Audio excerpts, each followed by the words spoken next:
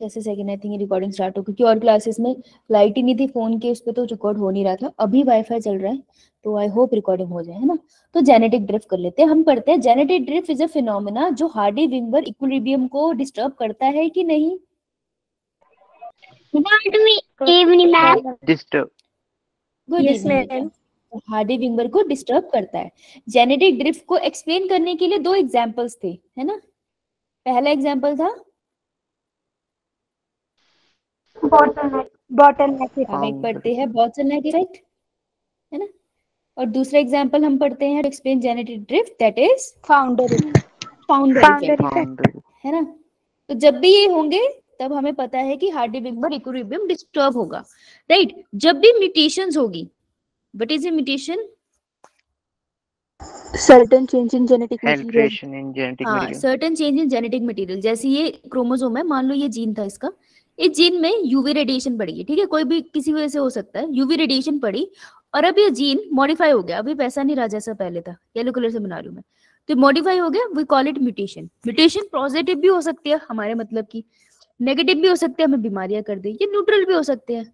तो डीएनए में म्यूटेशन हुई है लेकिन हमारी बॉडी पे कोई फर्क नहीं पड़ रहा, तो डीएनए के कौन से पार्ट में म्यूटेशन हुई होगी, एक्सॉन या इंट्रॉन। इंट्रॉन। इंट्रॉन। इंट्रॉन। हाँ, क्यों, ऐसा क्यों। क्योंकि Non-coding parts होते हैं. हाँ, इंट्रॉन नॉन कोडिंग पार्ट होता है ना, तो इस पे कोई इफेक्ट नहीं पड़ेगा, right. So mutation also causes Hardy Weinberg equilibrium को क्या करवा देता है वो, Disturb. Similarly what is recombination. Recombination जब भी गैमीट बनते हैं, देखो मेरी बॉडी के अंदर जब भी ओवरी में एग बनेंगे, किसी मेल की बॉडी में जब भी टेस्टिस में स्पर्म बनेंगे, एक प्रोसेस होता है मियोसिस में जिसे हम रिकॉम्बिनेशन कहते हैं। जब भी रिकॉम्बिनेशन होता है तो वेरिएशन आती है, और हार्डी विंबर तो कहता है कि जैसी वेरिएशन आई तैसी हार्डी विंबर इक्विलिब्रियम क्या हुआ, disturb. Disturb. So these are the phenomena जो डिस्टर्ब करते हैं हार्डी विंबर इक्विलिब्रियम। अब एक प्रोसेस है जो है रैंडम मेटिंग, इस पे बहुत क्वेश्चन आता है क्योंकि इस पे कंफ्यूजन हो जाती है। देखो, अगर लाल वाले बालों वाले मनुष्य येलो बालों वाले मनुष्य से मेटिंग करने लग जाए, तो हो सकता है ना बच्चे, कभी लाल वाले ज्यादा डोमिनेट दिखा रहे हैं, कभी येलो वाले हो रहे हैं, मिक्सिंग हो सकती है ना। और दूसरे केस में, एक केस ये है, दूसरा केस है रेड हेयर वाले मेटिंग सिर्फ रेड हेयर वालों से करेंगे एंड येलो हेयर वाले मीटिंग सिर्फ येलो हेयर वाले से करेंगे। तो फर्स्ट केस में जो मीटिंग है वो रैंडम है, नॉन रैंडम है। Random. रैंडम है, हाँ रैंडम है, किसी की चॉइस नहीं है। और सेकंड वाला Non-random. Non random. हाँ। तो बेटा जब भी रैंडम मीटिंग होगी एलिलिक फ्रीक्वेंसी हिल सकती है ना, रेशियो बिगड़ जाएगा, लाल बाल वाले ज्यादा हो सकते हैं, येलो वाले कम हो सकते हैं। तो जब भी रैंडम मीटिंग होगी वो हार्डी विंबर इक्विलिब्रियम को क्या करेगी, Disturb. डिस्टर्ब। नॉन रैंडम नहीं करती है। क्लियर है सबको, Yo-yo मैम. क्लियर है। Yo that was all about the Hardy Weinberg equilibrium, ठीक है जी। चलिए Yo-yo मैम. अब हम चलते हैं अगले चैप्टर पे which is known as human health and disease, ठीक है। तो ह्यूमन हेल्थ एंड डिजीज में क्या करना है, इसमें हम जानेंगे मनुष्य और उसके शरीर में होने वाली बीमारियां और उसके बॉडी कैसे हेल्दी रहती है, ठीक है जी। तो ह्यूमन हेल्थ एंड डिजीज जो है वो चैप्टर डिवाइडेड है, डिफरेंट कैटेगरी में डिवाइडेड है। मैं बना देती हूँ, देखो हर पार्ट से क्वेश्चन आता है। ये ना मेरा ह्यूमन हेल्थ एंड डिजीज, इसको कितने पार्ट्स में हम डिवाइड कर सकते हैं। देखो बेटा मैंने ना फोन से ज्वाइन नहीं किया है क्योंकि पहले ही यहाँ पे लाइट बार बार जा रही है तो मैं नेट वेस्ट नहीं कर सकती इसमें। तो आपको कोई डाउट हो प्लीज लेट मी नो, बोल देना मुंह से, मुझे माइक उस पर दिखेगा नहीं स्क्रीन पे, ठीक है। बोल लो, Yo-yo मैम.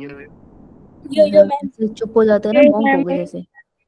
देखो एक पार्ट में हम पढ़ेंगे डिजीजेस के बारे में, बीमारियां पढ़ेंगे डिफरेंट डिफरेंट टाइप की। क्वेश्चन पता है कैसे आते हैं इसमें, मोस्टली मैच द फॉलोइंग आते हैं, या फिर आपको 3-4 बीमारियों में से एक का आंसर ढूंढना है। तो अगर डिजीज सारी पढ़ी तो ठीक है, नहीं तो फिर कुछ मत पढ़ना, कोई फायदा तो है नहीं, क्वेश्चन निकाल नहीं पाओगे। डिजीज सारी पढ़नी पड़ेगी और इस तरीके से पढ़नी पड़ेगी कि याद हो जाए। तो जब तुम संडे टेस्ट दे कर आओगे, पढ़ के दे के आओगे, तुम्हारे अच्छे नंबर आए, अगर तुम्हारे बैच में 70% बच्चों के अच्छे नंबर आए तो मैं तुमको एक गेम खिलाऊंगी जिससे तुम्हें डिजीजेस याद हो जाएगी। नहीं आए तो मैं गेम नहीं खिलाऊंगी। क्लियर। Yo-yo ma'am. आप अच्छे से मेहनत करना, बाकी अपने आप 70% आ जाएंगे, राइट। तो फिर हम गेम के फॉर्म में इसको याद रखेंगे, एक पूरा सेशन गेम करेंगे और पूरे सेशन में डिजीज याद हो जाएगी। बीमारी करने के बहुत सारे चीजें बीमारी करते हैं, कौन कौन से याद करना है? बैक्टीरियल, क्वेश्चन आते हैं इनसे, viral, protozoan, malaria and fungal, इनमें से एक क्वेश्चन बनता है। दूसरा पार्ट है एनसीईआरटी का जिसको हम आज करेंगे, which is known as immunity. हम इसको पहले क्यों कर रहे हैं? क्योंकि इम्यूनिटी हर चीज से रिलेटेड है, मैं पहले ये पढ़ाना चाहूंगी। वायरल के अंदर हम एड्स भी पढ़ लेंगे, एड्स को डिटेल में पढ़ेंगे क्योंकि एनसीईआरटी मांगता है इसकी डिटेल।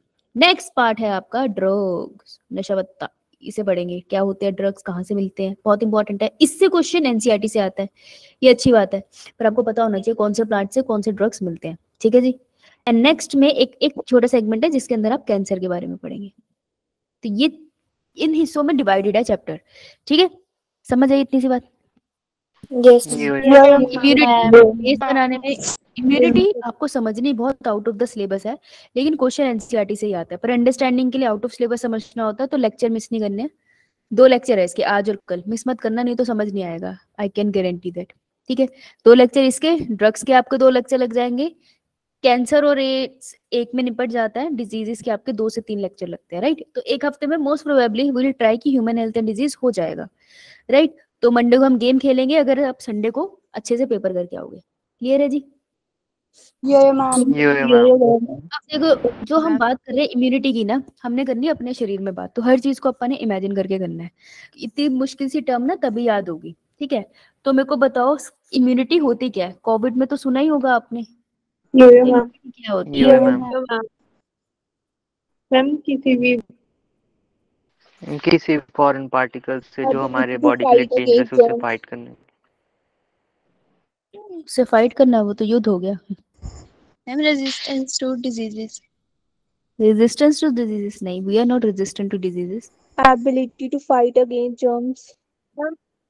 एबिलिटी हमारी बॉडी की क्षमता कि हम पैथोजन से लड़ सके, हाँ ठीक है, एबिलिटी हमारी बॉडी की क्षमता है कि हम लड़ सकते हैं, हम रेजिस्ट नहीं कर पाते हैं, ठीक है, हम उनसे लड़ने की जो काबिलियत लगती है, उससे लड़ाई इज नॉट इम्यूनिटी, उससे लड़ने की काबिलियत इज इम्यूनिटी, ठीक है। So that is immunity, it is the ability of the host. Host का मतलब है जो भी ऑर्गेनिज्म की तुम बात कर रहे हो, देखो कोई भी ऑर्गेनिज्म हो सकता है, हम सिर्फ ह्यूमन पढ़ेंगे। तो ability of the host to protect itself from the pathogen. Now what is pathogen? Ma'am disease क्या बोल लिया करो, डिजीज कॉजिंग ऑर्गेनिजम्स, क्या disease causing? Disease causing organisms को हम पैथोजन बोलते हैं, है ना। अब देखो पिक्चर देखो, इम्यूनिटी के अलग अलग डिवीजन होंगे, तो ए वाली पिक्चर में आपको कौन दिख रहा है? कीड़ा है कोई। कीड़ा है ये? अबे मेरी आंखें खराब है तेरी? टैडी जैसा लग रहा है कुछ तो। बच्चा है। और बी वाले? स्केलेटन। मैम ये तो पूरा सूखा हुआ है। वीक है। भाई तुम तो लिटरली आंसर दे रहे हो, इतने लिटरल नहीं होना लाइफ में, दुनिया खा जाएगी तुम्हें। बेटा ए पिक्चर में आपको एक मासूम सा 2 दांतों वाला छोटे से बाल वाला बच्चा नहीं दिख रहा? Come on यार, पहली बार तो मेरी ड्राइंग में बच्चा, मैम बच्चा किस एंगल से लग रहा है? हर एंगल से लग रहा है, जिस एंगल से नहीं लग रहा है लैपटॉप उसी एंगल में घुमा दे बेटा, ठीक है। तो ए में आपको मिल रहा है गब्बू जब्बू सा बेबी, कोई बात नहीं। तो एक ए पिक्चर में आपको दिख रहा है गब्बू जब्बू सा बेबी, और दूसरे में बेबी के कंपैरिजन में बड़ा है, तो अपन इसको बोलेंगे एडल्ट, ठीक है जी। मैम ये एडल्ट है? एक सेकेंड,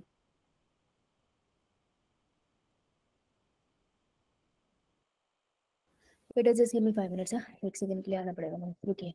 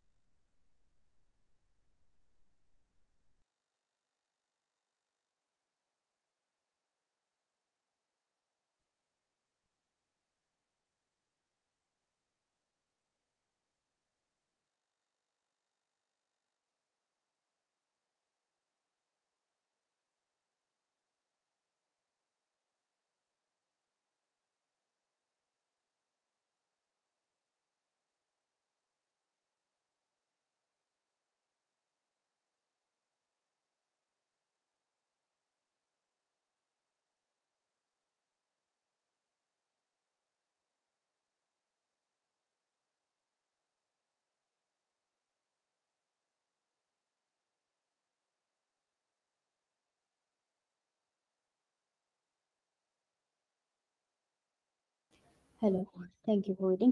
हाँ जी, पहली पिक्चर में मैंने देखा बेबी, दूसरे में हमने कहा उसके कंपैरिजन में बड़ा, तो अपन अज्यूम करते हैं दिस इज एन अडल्ट। याद रखने का तरीका है, देखो इम्यूनिटी जो है उसको हमने 2 टाइप्स में डिवाइड कर दिया।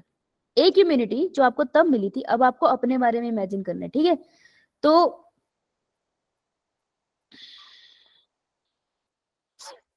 इस टाइम पे अभी अपने बारे में ही सोचेगा। अनमोल सिर्फ अपने बारे में सोचेगी, अंशिका सिर्फ अपने बारे में सोचेगी, ठीक है। अनुराधा सिर्फ अपने बारे में सोच रही है।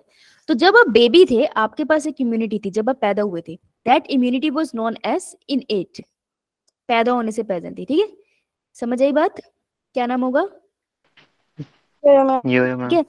तो इम्यूनिटी जो आपके पास पैदा होने से प्रेजेंट थी, तो इसको कहेंगे हम सिंस बर्थ, कि जब आप पैदा हुए थे आपके पास थी ये, and this is known as innate immunity. तो बेबी से हम याद रखेंगे इनएट। क्लियर?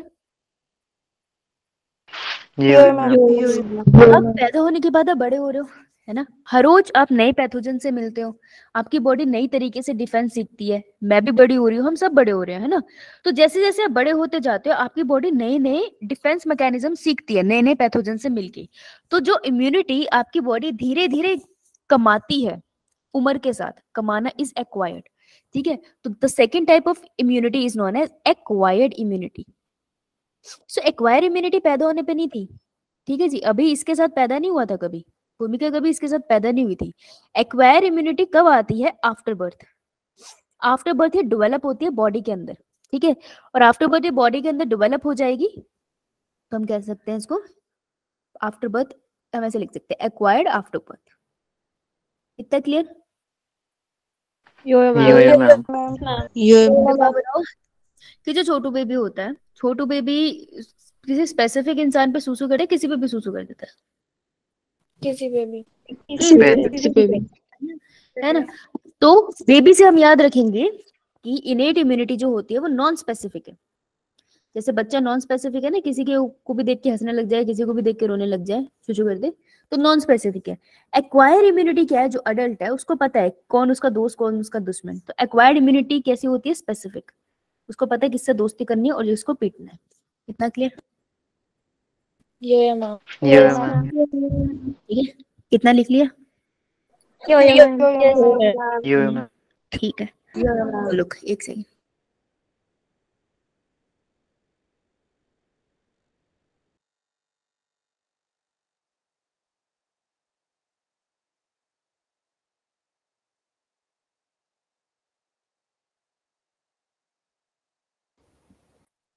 हाँ जी, देखो अब देखो हम कैसे याद करेंगे। जो मैं बोल रही हूँ उसको इमेजिन करना और देख के बताना मुझे खुद से।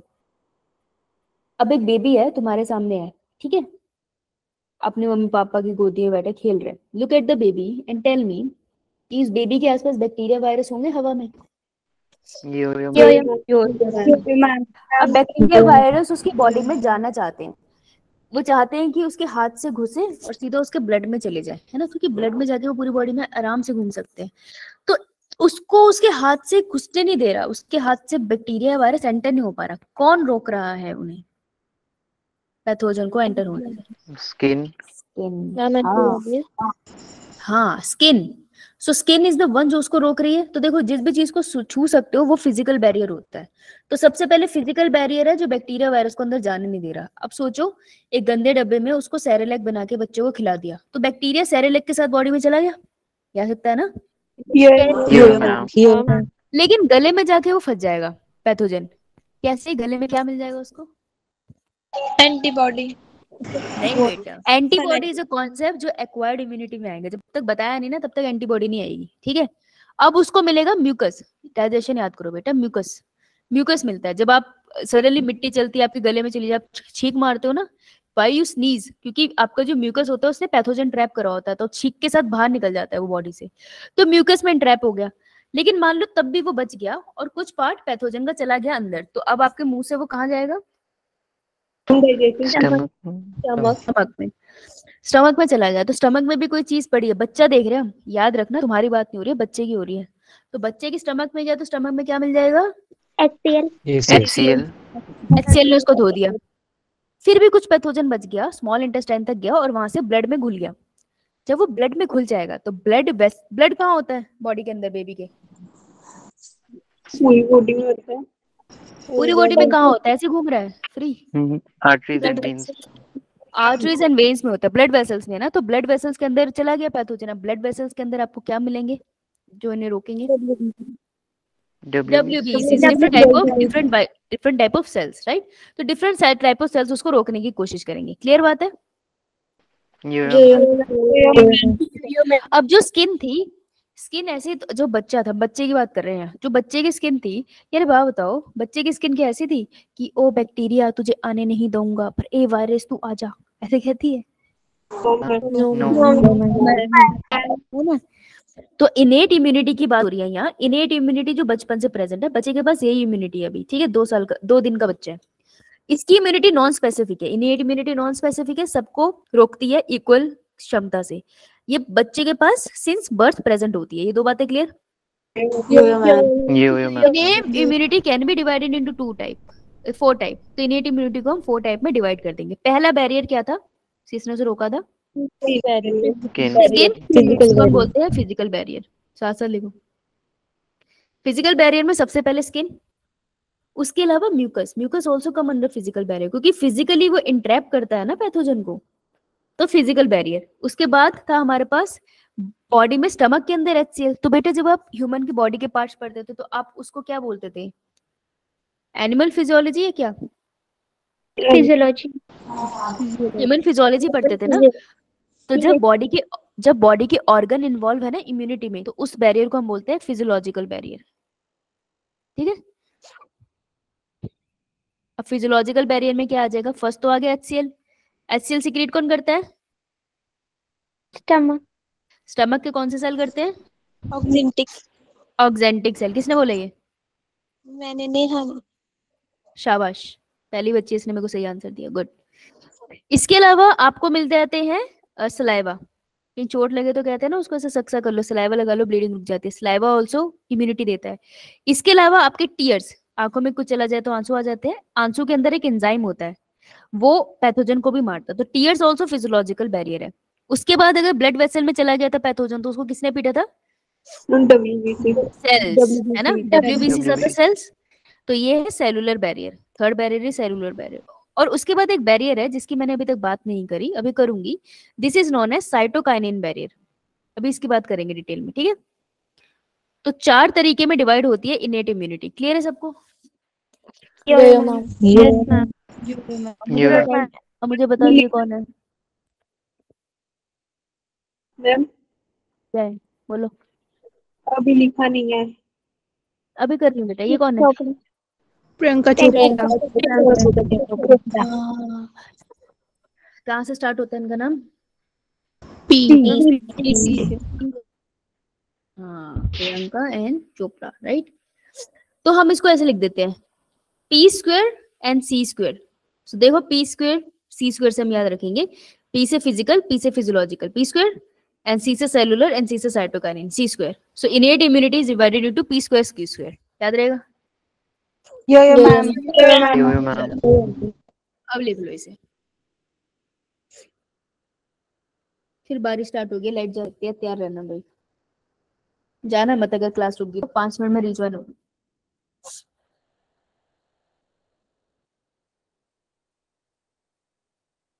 एक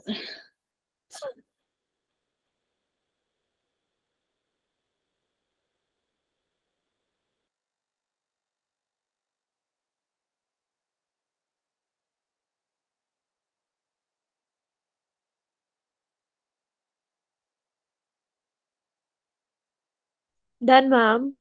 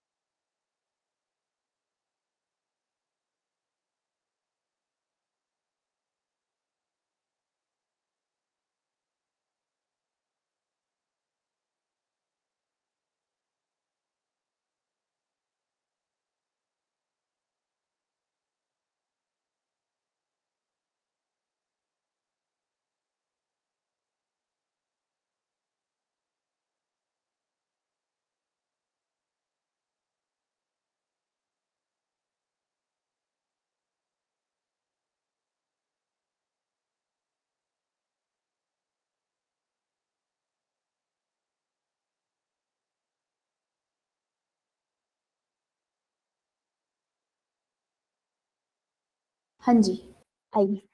डन। आओ अब आगे चलते हैं। देखो, इनेट इम्यूनिटी में पहला बैरियर था physical barrier, skin and mucus का। म्यूकस कौन सिक्रेट करता है? Goblet Goblet cells. cells. Goblet. Goblet cells are the unicellular cell. Unicellular cells होते हैं जो एक ऑर्गन की तरह काम करते हैं और म्यूकस सिक्रेट करते हैं। They are very special. ये क्वेश्चन आया नीट में, यूनिसेलुलर होते हैं या नहीं? ये यूनिसेलुलर होते हैं, ठीक है जी। सेकंड फिजियोलॉजिकल बैरियर HCl हो गया, सलाइवा एंड टीयर्स हो गया।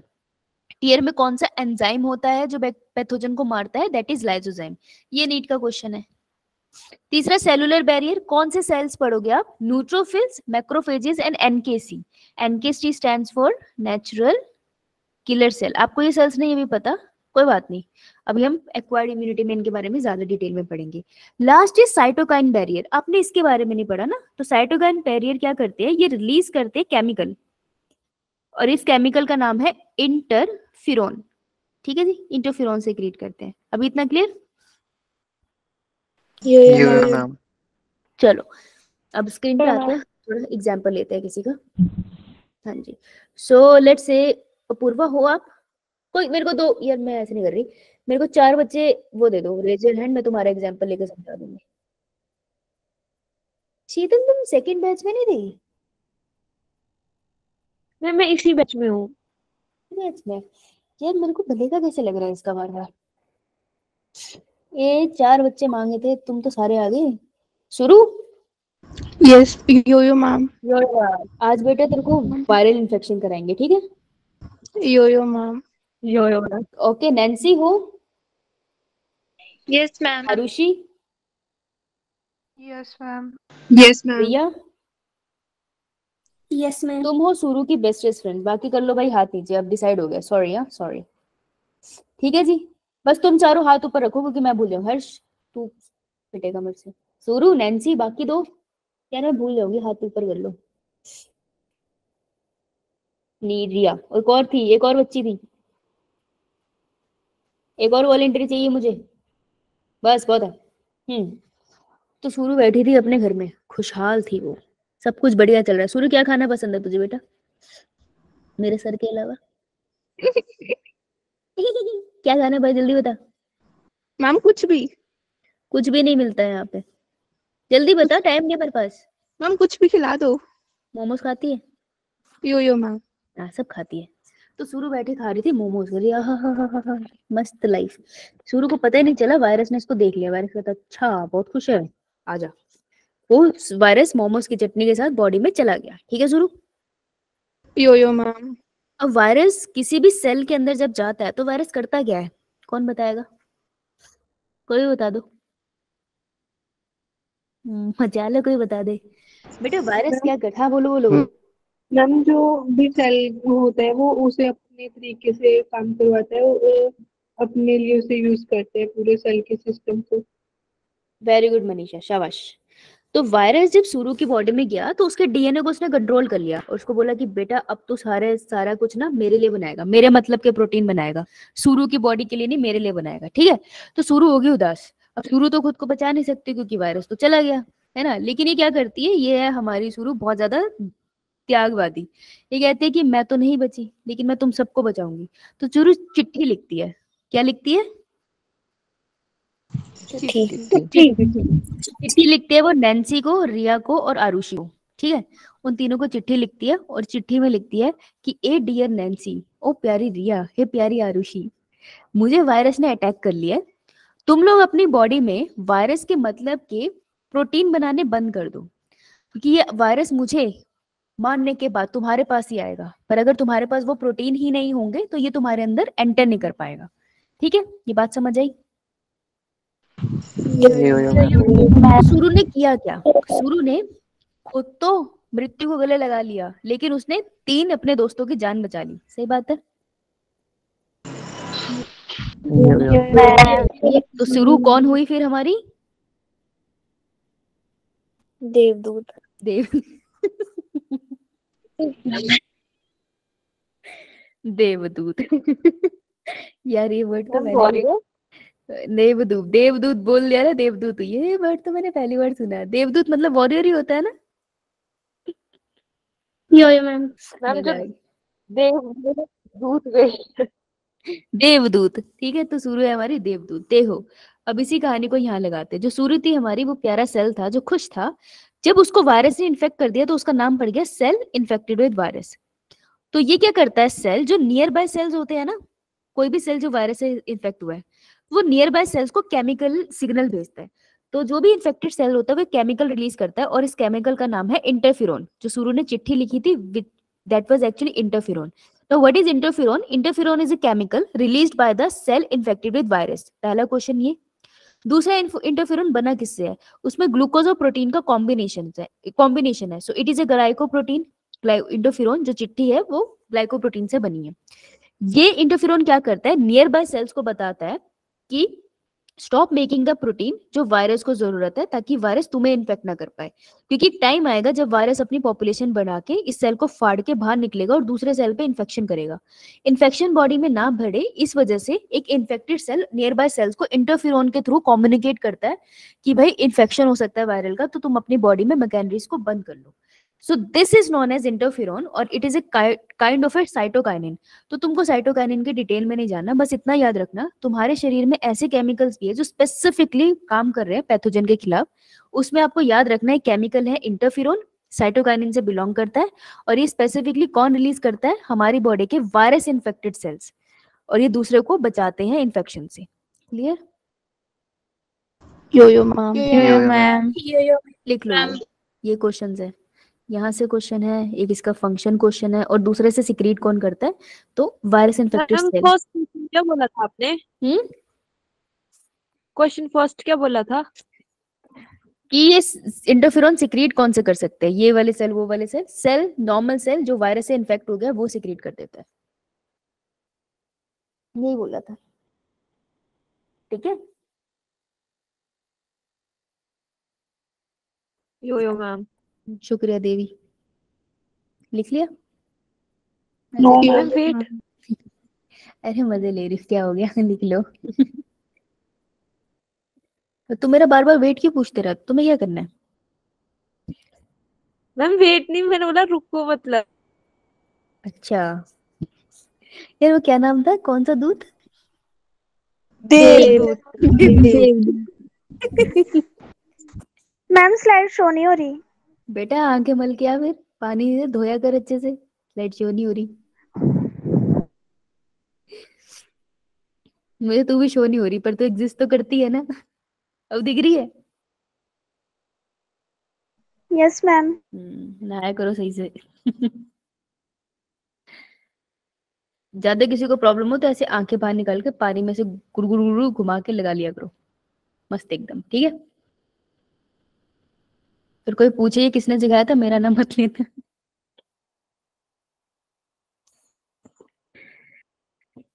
हो गया? मैम दिख नहीं रही। यो मैम। मैम नहीं दिख रही है।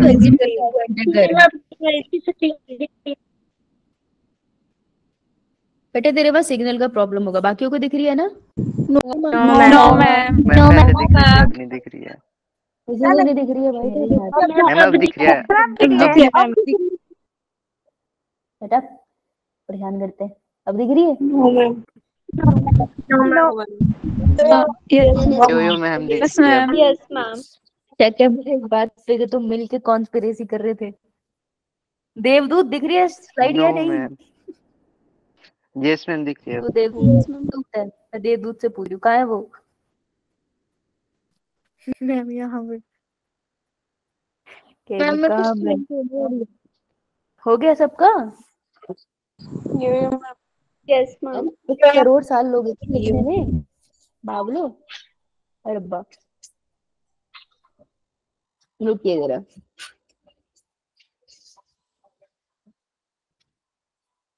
आइए जैसे second.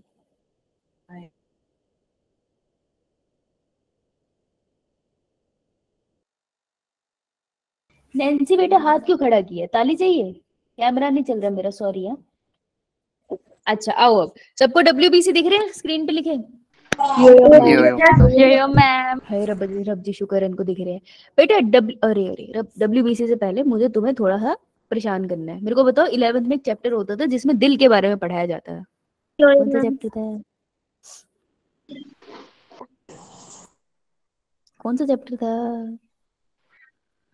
Body fluids and circulation हाँ, ऐसा तो ब्लड के अंदर आपको मिलता है आरबीसी, एक आपको मिलती है Yeah. डब्ल्यूबीसी, और दूसरा प्लेटलेट्स प्लाज्मा प्लेटलेट्स। ये 3 टाइप के सेल्स मिलते हैं आपको, ठीक है? मैं ब्लड सेल्स की बात कर रही हूँ, सिर्फ प्लाज्मा नहीं, राइट? अब जो आरबीसी होते हैं उनका एक और RBC stands for white red blood cells. Another name for RBC is erythrocytes.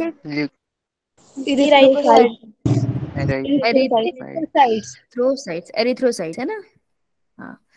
जो डब्ल्यूबीसीज होते हैं दैट स्टैंड्स फॉर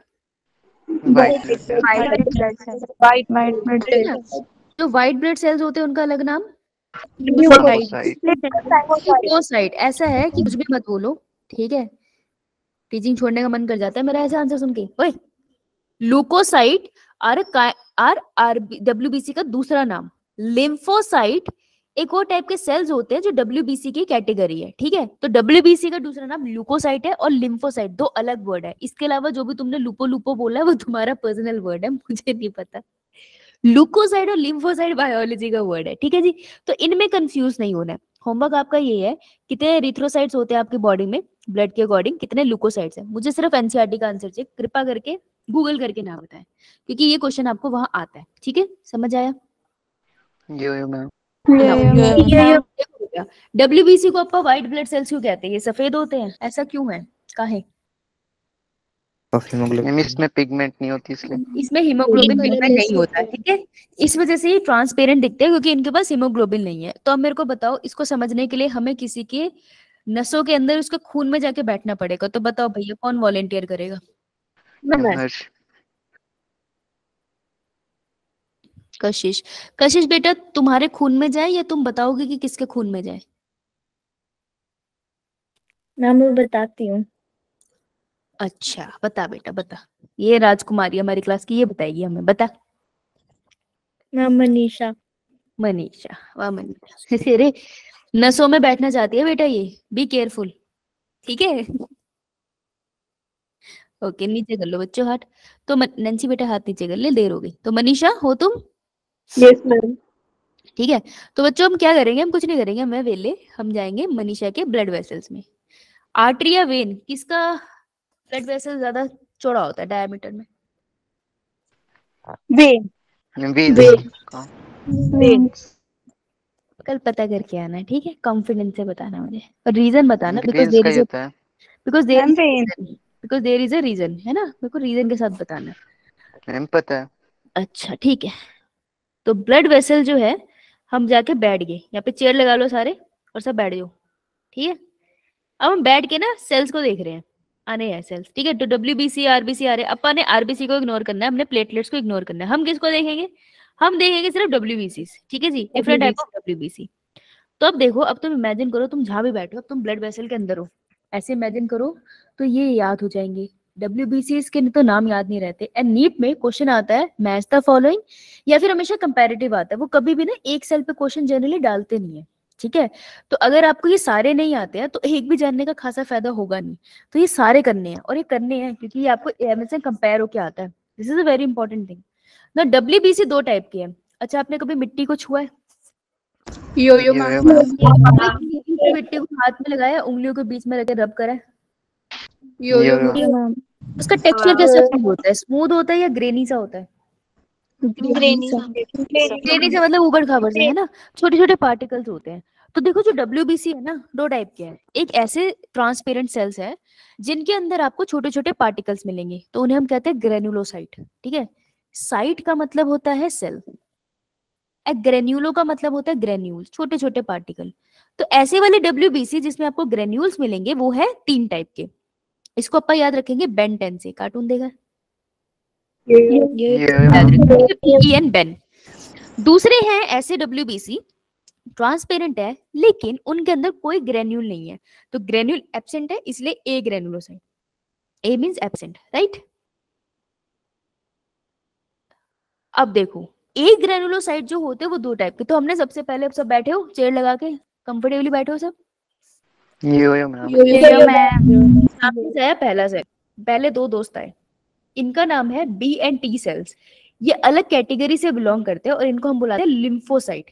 क्यों लिम्फोसाइट? बिकॉज साइट मतलब सेल, एंड लिम्फो का मतलब है we are talking about lymph. Lymph एक अलग कहानी है, ये किसी दिन बैठ के चर्चा करेंगे, वो पीपल के पेड़ के नीचे बैठ के चाय पीते हुए चर्चा करेंगे, ठीक है? तो ये इस लिम्फोसाइट्स दो टाइप के होते हैं, बी सेल टी सेल। तो बेटा हम बैठे थे, सामने से आए, हमें इग्नोर करके चले गए। अब हम भी क्या है, राजकुमारी और राजा, इसने हमें इग्नोर किया, हम क्या करेंगे? इसको इग्नोर करेंगे। इग्नोर राज इग्नोर करे, जा तक लिया, निकल जाओ, दफा हो जाओ, ठीक है? तो हम राजकुमारी ने इसे कर दिया इग्नोर, तुम जेंडर बदल के राजा लगाने लगे, ठीक है जी? तो इसको हम बाद में पढ़ेंगे, लेकिन अपने को इतना पता है कि यार ये जो सेल थे ना, इसके बीच में ग्रेन्यूल्स तो नहीं थे, नहीं थे ना? नहीं थे ना? हाँ, ठीक है। अब दूसरा जो सेल आया, ये बड़ा इंटरेस्टिंग सेल है, ये गब्बू गब्बू सा सेल है, बहुत ही बड़ा है, ठीक है? ग्रेन्यूल इसके अंदर कुछ नहीं है और ये आराम से आ रहा है। It's a very happy cell. अकेला सा लग रहा है बेचारा, अकेला है मतलब मोनो, मोनो वर्ड हम एक के लिए यूज करते हैं ना, मोनो डाई ट्राई, अकेला आ रहा था ये, ठीक है? हम यहाँ बैठे हैं, इसको देख रहे हैं, हम यहाँ बैठे हैं, अब बता लेते हैं खुद को, देखो अभी क्या होगा, जादू होगा जादू। पापा यहाँ बैठे हैं, मस्त बैठे हैं, पापा जूस पी रहे हैं, इसको देख रहे हैं, ठीक है? आया आया आया और थोड़ी देर में ब्लड वेसल से ऐसे निकल के बाहर चला गया, देख रहे हो तुम, बावला बाहर ही निकल गया, ब्लड वेसल से बाहर चला गया। अब ब्लड वेसल के आसपास क्या मिलेंगे आपको? सेल्स। हाँ, मोस्टली आपको टिश्यूज मिलेंगे, टिश्यूज एंड ऑर्गन्स, है ना? वो सेल से बने हैं, राइट? ब्लड वेसल्स उनके आसपास क्यों होती है ना, ऑक्सीजन सप्लाई करनी है, कार्बन डाइऑक्साइड ले लेनी है। तो ये जो सेल था, जब ये आ रहा था, अलग सा दिख रहा था ये, इसको हम बुलाते हैं मोनोसाइट। जब तक ये किस में होता है? ब्लड में। जैसे ही चला जाता है किसके अंदर? इन टिश्यू स्पेसिस, टिश्यू की स्पेसिस में चला गया, तब हम इसको बुलाते हैं मैक्रोफेजेस। तो पता है क्या, कुछ पैथोजन बड़े चालाक होते हैं, कहते हैं सारे सेल्स जो हैं वो तो ब्लड वेसल्स में है, चलो हम ब्लड वेसल से निकल के टिश्यू में जाकर छुप जाते हैं। तो छुपन छुपाई खेल रहे होते हैं, तो छुपन छुपाई में धप्पा करने के लिए कौन जाता है यहाँ पर? मैक्रोफेजेस। तो मैक्रोफेजेस आर द वन, ये छुपे हुए पैथोजन्स को बीच में घुस घुस के मारते हैं, ठीक है? तो मोनोसाइट आर द सेल जो चेंज हो जाते हैं मैक्रोफेजेस में। ये बात समझ आई? यो मैम। ठीक है? तो जब ये हुआ, हमारी आंखों को अचंबा हुआ, पहले तो हमने आंखें रगड़ी कि ये क्या हो गया, भाई आ रहा तो चला गया, है ना? ये इंटरेस्टिंग चीज थी, राइट? पहले क्वेश्चन ये बनता है, मोनोसाइट और मैक्रोफेजेस का कंपैरिजन हो जाएगा। दूसरा, ये जो मूव कर गया ना ब्लड वेसल से, ये मूवमेंट को हम पता क्या बोलते हैं? This is an amoeboid movement. ये नीट का क्वेश्चन है। वो आपको पूछते हैं आपकी बॉडी में जो सेल्स है कौन सी मूवमेंट शो करते हैं?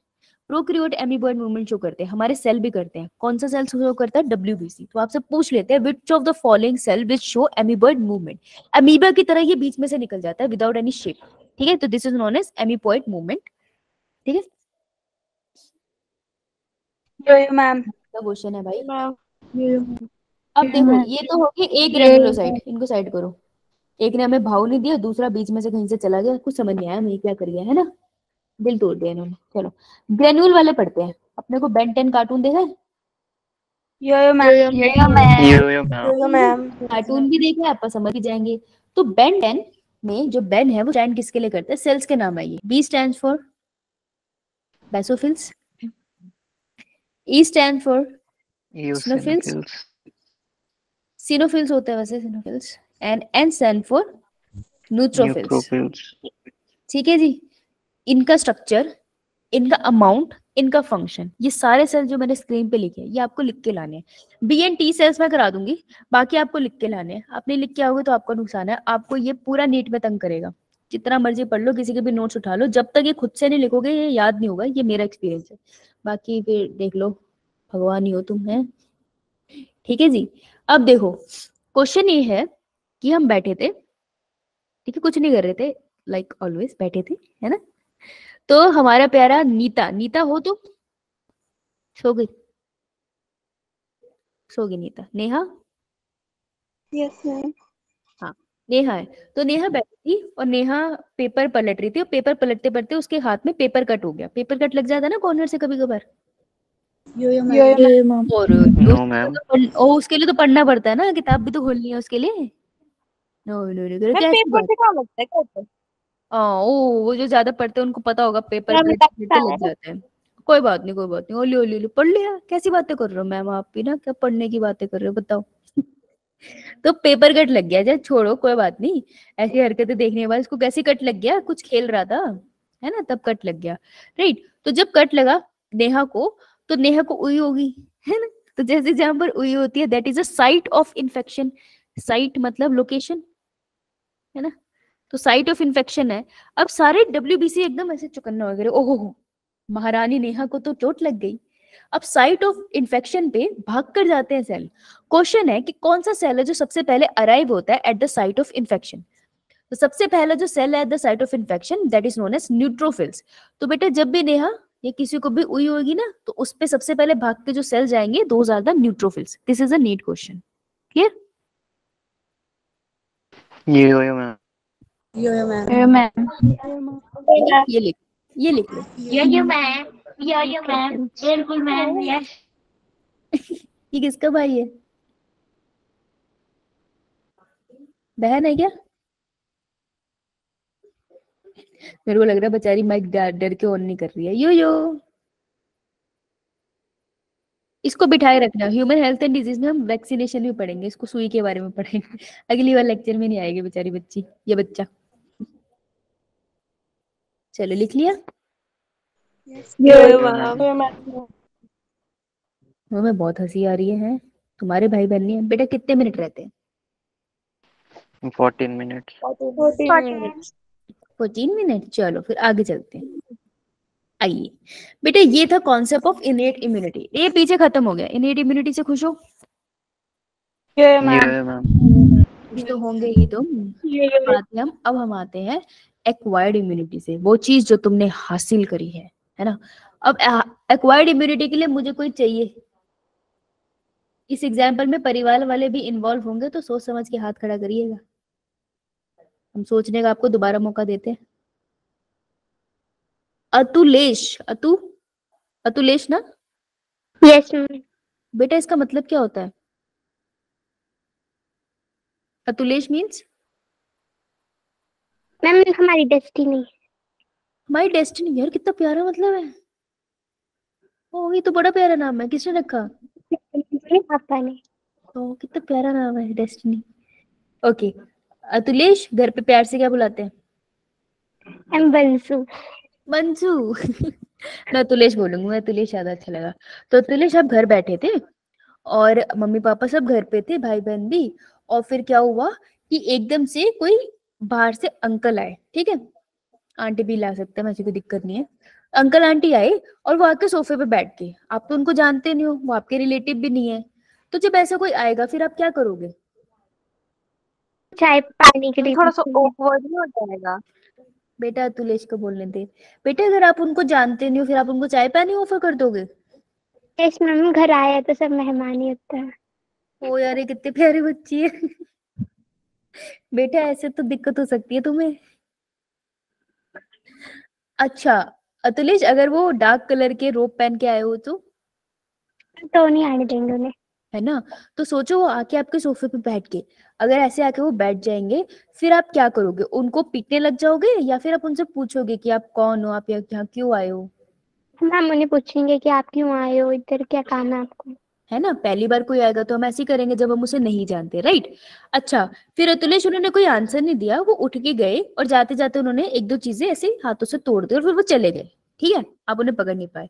अब मान लो कुछ टाइम के बाद वो दोबारा से आपके घर आए, तो अब इस बार आप क्या करोगे? इस बार हम गेट पहले से बंद रखेंगे।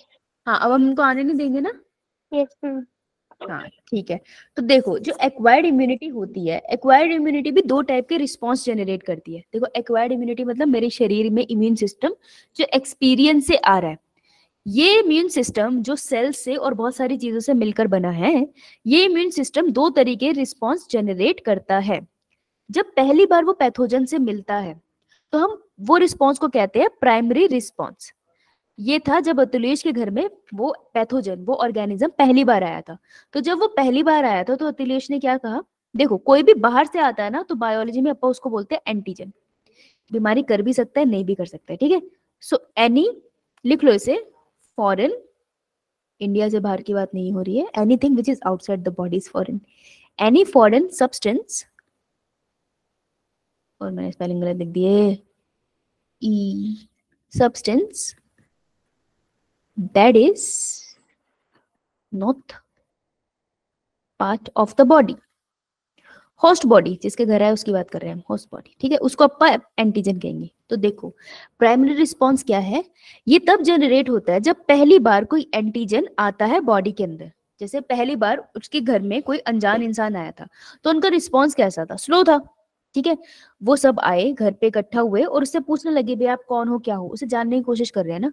तो वैसे ही बॉडी के इम्यून सिस्टम क्या होगा, जब पहली बार पैथोजन आएगा, न्यूट्रोफिल उस पर अटैक करेगा, धीरे धीरे सबको पता चलेगा कि यार पैथोजन आ गया है, फिर धीरे धीरे सारे सेल एक्टिवेट होंगे, फिर उसको मारने के लिए जाएंगे। तो ऐसा रिस्पॉन्स स्लो है, सबको एक्टिवेट होने में टाइम लगा, और ऐसा रिस्पॉन्स वीक भी है।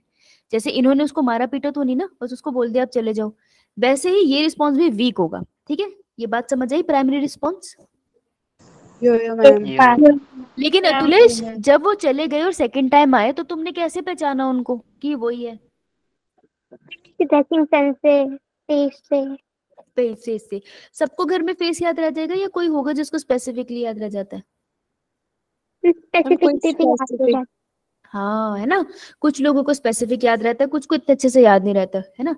मैं भूल जाती हूँ जनरली, मैं तो नाम भी भूल जाती हूँ, फिर लोग ऑफेंड हो जाते हैं हम मिले थे बाहर, तूने इग्नोर कर दिया, मुझे तो याद भी नहीं रहता, है ना।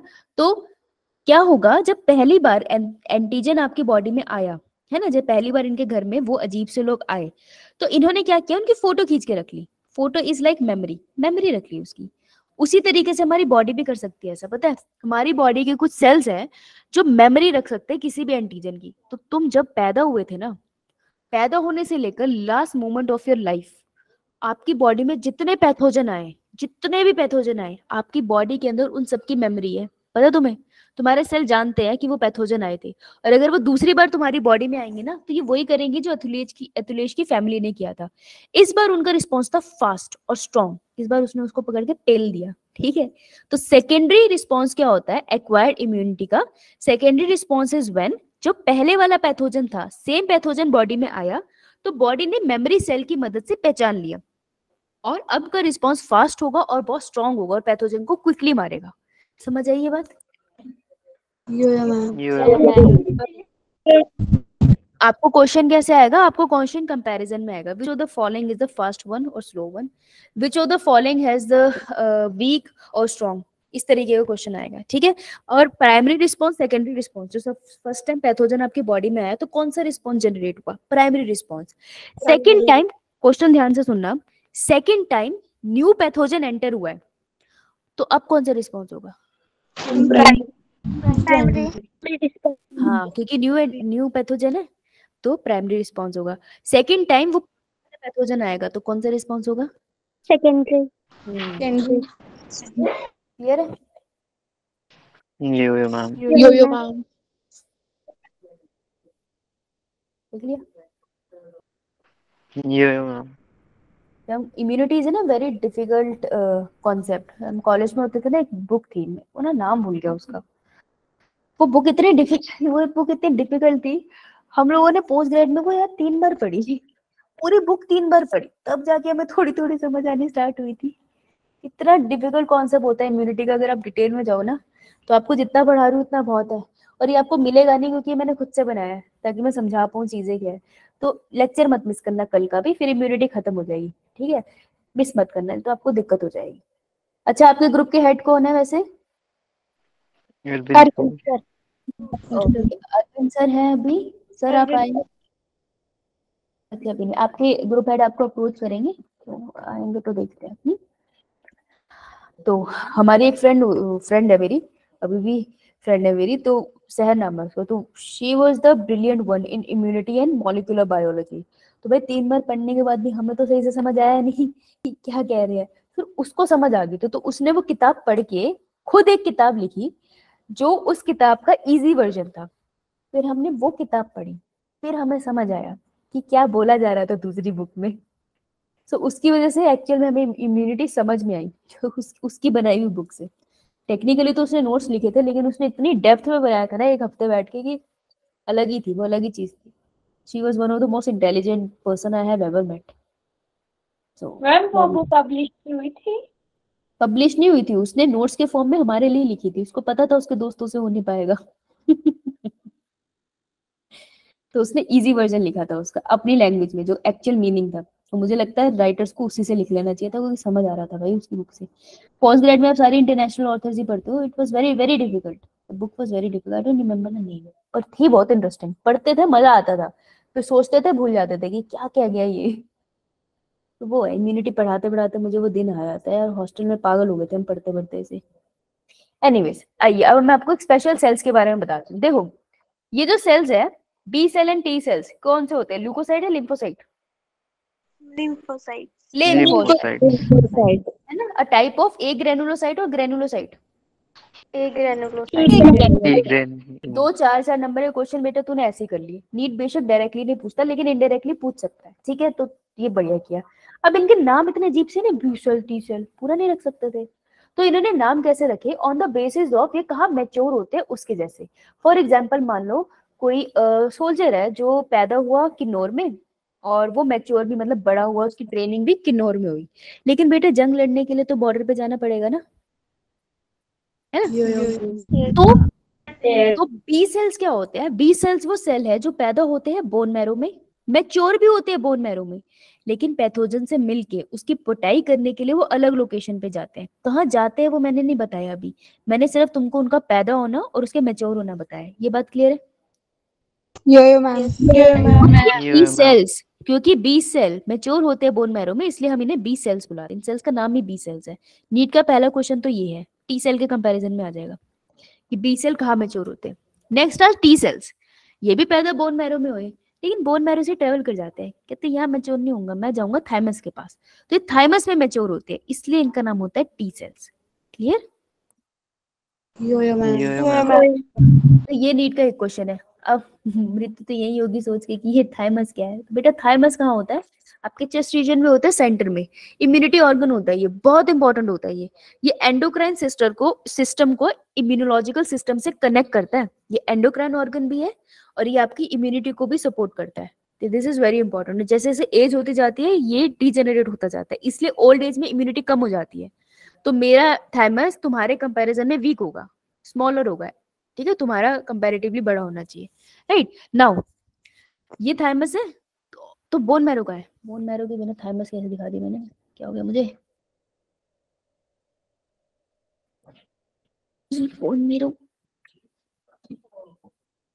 रेसिपी, अच्छा बेटा जो बड़ी हड्डी होती है ना हमारी, बोन, बिग वाली बोन, तो बिग वाली बोन के सेंटर में आपको ये मिलेगा, सॉरी यूजली कॉर्नर्स की तरफ आपको ये मिलता है स्पॉन्जी स्पॉन्जी से। तो अगर मैं बोन खोल दूं ना, तो अंदर ही स्पॉन्जी स्पॉन्जी सी लेयर लिखती है, इसको हम कहते हैं बोन मैरो। ये देखो, ये स्पॉन्जी स्पॉन्जी सी लेयर दिख रही है आपको? मैम वाला बेटा, this is a bone marrow. ये ना स्पॉन्जी सी जगह होती है जहाँ पे आपके आरबीसीज डेवलप होते हैं। तो जो नॉनवेज खाते हैं उन्होंने देखा भी होगा, हड्डियों के बीच में ना एक पल्पी सा सब्सटेंस होता है, उसको बहुत न्यूट्रिशियस कहते हैं, तो that is a bone marrow. Clear? तो देखो टी सेल्स क्या करते हैं? टी सेल्स क्या करते हैं? फॉर एग्जाम्पल ये लॉन्ग बोन है, आपकी बॉडी की लॉन्ग बोन में मिलते हैं बोन मैरो, तो यहाँ पे जनरेट हुए टी सेल्स फिर ब्लड के थ्रू ट्रेवल करके थाइमस में जाते हैं और यहाँ पे मैच्योर होते हैं। वाइल बी सेल यहीं पे जनरेट होकर यहीं मैच्योर हो जाएगा। क्लियर? ये लिख लिया? कितना टाइम बचा है? 1 मिनट। बेटा स्क्रीनशॉट ले ले, अगले में ही समझाऊंगी। अब 1 मिनट में मनुष्य क्या करेगा बताओ? अब इसका थोड़ा बेस बन जाएगा ना, बी सेल टी सेल, और मैं फिर आपको एंटीबॉडी एंटीजन का कॉन्सेप्ट कराऊंगी, ठीक है? कल आ जाना, क्लास में ही हो जाएगा वो। फिर मैं आपको इसका क्वेश्चन कराऊंगी, अभी क्वेश्चन कराऊंगी ना तो फायदा नहीं होने वाला, मजा नहीं आएगा, है ना? मजा भी तो आना चाहिए ना क्लास में, पर तुम कैसे और तुम्हें आया ना आए, मुझे तो मजा आना चाहिए।